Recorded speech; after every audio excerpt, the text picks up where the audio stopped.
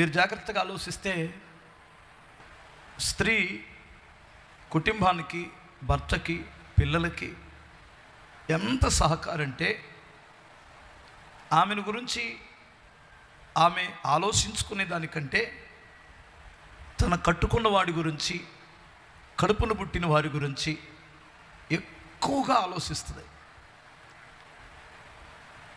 ఇంకా చెప్పనా, ఈ మధ్యకాలంలోనే ఒకటి అలా జరుగుతుంది. కానీ ఉన్న ఆస్తి అంతా తన భర్త పేరుతోనే ఉంటుంది. ఒక దగ్గర పుట్టిద్ది, స్కూల్లో, కాలేజీలో ఆ తండ్రి ఇంటి పేరుతో పిలువబడిద్ది. ఎంత త్యాగం చేస్తారంటే ముఖం తెలియనోడికి ఇచ్చిన వెంటనే ఆ ఇంటి పేరుతో మారిపోయింది. ఇలాంటి పేర్లు ఎవరు త్యాగం చేయలేరు. నిజంగా స్త్రీ త్యాగం అంతా ఇంత కాదు.